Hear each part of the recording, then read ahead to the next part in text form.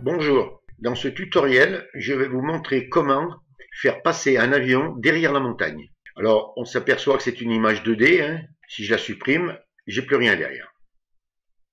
Donc, comment s'y prendre? Pour commencer, il faut détourer tout le ciel, comme ça.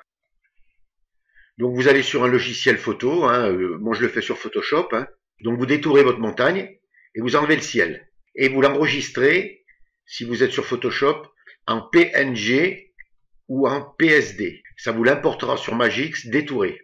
Vous n'aurez pas, si vous l'enregistrez en JPEG, vous aurez un arrière-plan qui sera blanc. Donc en utilisant les filtres de chrominance pour enlever le blanc, ça vous laissera une petite bordure. Et ça se verra. Donc assurez-vous de faire un détourage parfait. Donc vous importez la première image normale et la seconde image, comme j'ai mis ici, et vous laissez une piste entre les deux. C'est la piste où on va mettre l'avion.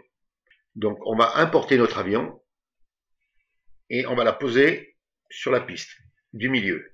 Vous cliquez sur ne pas ajuster et vous la mettez au même niveau.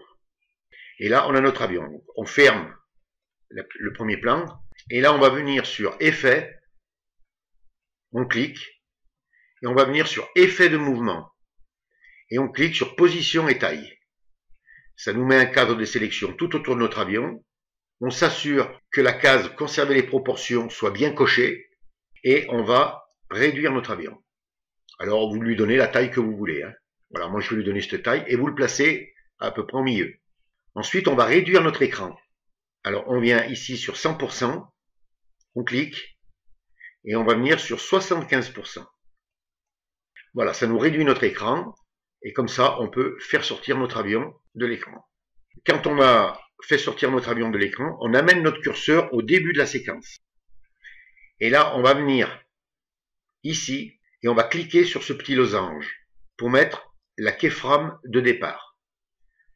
Ensuite, on va avancer notre curseur à pas tout à fait à la fin quand même. Et là, on prend notre avion et on va le faire avancer. On le fait sortir de l'autre côté. Et vous voyez, ici, on a la keyframe de sortie qui s'est posée.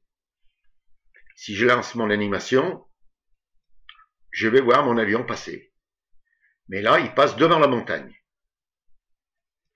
Maintenant, je vais réactiver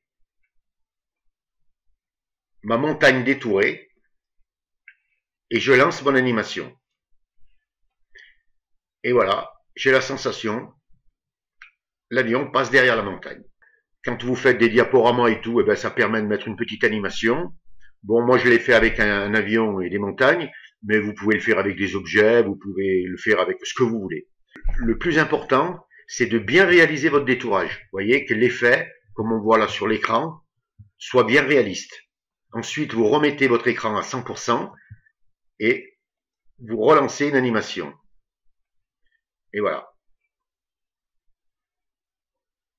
Alors vous pouvez après, si vous voulez, eh bien mettre un petit bruitage d'avion léger, hein, et ça vous donnera une illusion parfaite. Voilà, c'est un petit tutoriel qui est pas trop compliqué à faire, si ce n'est le détourage, mais qui est assez simple à réaliser et à la portée de tous.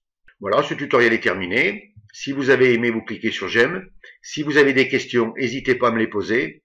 Abonnez-vous à la chaîne. Je vous dis au revoir, merci, et à une prochaine fois.